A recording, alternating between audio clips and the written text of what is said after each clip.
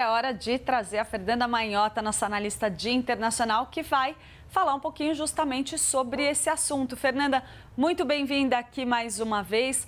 Eu gostaria de puxar um ponto ali que a Mari Giangiacomo estava trazendo para a gente, para essa conversa com você, que é o fato de a relação ali já ser tão delicada. Quando vem um elemento novo, cria-se uma fragilidade ainda maior, né? Boa tarde para você.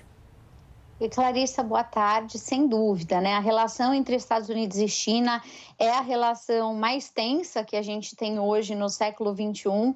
É interessante observar que, mesmo do ponto de vista estratégico, nos documentos que o governo americano publica anualmente, né? No governo Biden, por exemplo, teve um último agora em 2023, eles citam a Rússia, né, como um rival de curto prazo, mas eles deixam muito claro que a preocupação efetiva que os Estados Unidos possuem em relação ao futuro, ao longo prazo, é a China, né? Então, é como se a Rússia fosse o problema do momento, mas que efetivamente eles não veem como uma ameaça à estabilidade hegemônica dos Estados Unidos, enquanto a China, por outro lado, esse sim é um país com quem eles têm grande desconfiança. É claro, Clarissa, que é muito diferente do que se teve na Guerra Fria, quando Rússia e Estados Unidos se mantinham em blocos que praticamente podiam coexistir isoladamente, né? Quer dizer, não tinha tanta interação entre eles, o desafio era cada um arrebanhar para perto de si o máximo de aliados possível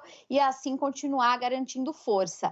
Com a China, isso já não é igual, quer dizer, a gente nem pode falar efetivamente numa Guerra Fria 2.0, porque para começo de conversa, Estados Unidos e China têm entre si relações muito intensas e relações de interdependência, seja no campo comercial, seja no campo da própria manufatura, seja no campo financeiro, né? Os títulos da dívida pública americanos estão basicamente hoje, em grande medida, com os chineses. Então, não dá para dizer que prejudicar um ao outro mutuamente não significaria nada para cada um em particular. Ao contrário, né? Como eu costumo brincar com os meus alunos, destruir o coleguinha, em última instância, significa destruir a si mesmo. Então, os americanos e os chineses são muito cuidadosos, ainda que nessa troca de farpas, porque eles sabem que existe aí uma série de implicações mútuas que não podem ser excluídas. Então, se não por benevolência, que pelo menos por racionalidade.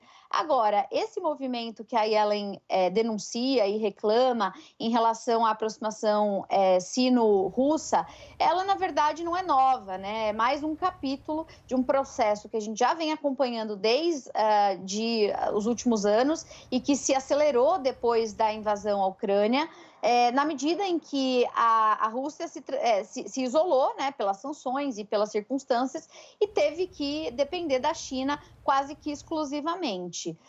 Hoje a gente está falando de uma relação, né, entre Rússia e China que já é pautada há muito tempo por interações militares bastante robustas, exercícios conjuntos feitos entre essas forças armadas e também transferência de tecnologia, isso sem entrar no mérito comercial e econômico, como a Mari destacou. Se a Rússia não sucumbiu às sanções, isso se dá, claro, ao fato de que quem está do outro lado equilibrando o balanço é a China, que continuou comprando da Rússia. Então, o que a gente pode observar é que os americanos não foram surpreendidos, né, com essas decisões mais recentes. Eles, na verdade, estão reproduzindo e fazendo eco a um processo de aproximação que está se consolidando mais e mais a cada momento. A gente teve, há 3 semanas atrás, uma visita, né, entre os dois líderes da Rússia e da China, e essa aproximação, naquele momento, já mostrou que essa é uma aliança que veio para ficar. Agora, só para concluir, essa é uma aliança absolutamente assimétrica. A gente tem hoje a Rússia super dependente da China e por isso se manifestou rapidamente a essa fala da Yellen, dizendo não mexam com os nossos amigos, estamos aqui para defender os direitos deles fazerem comércio com quem eles querem, porque afinal a Rússia depende deles, quando na verdade, por outro lado, enquanto para o Putin a relação é instrumental, para o Xi a relação de certa maneira, estratégica, né? Para o Xi, ele usa a Rússia para tentar, de alguma forma, reforçar a bandeira de que o mundo estaria numa transição em que os Estados Unidos declinam e outras potências emergem, Clarissa. Muito obrigada pela análise. Fernanda Manhota, aqui nossa analista de internacional no 360. Boa tarde para você, Fê.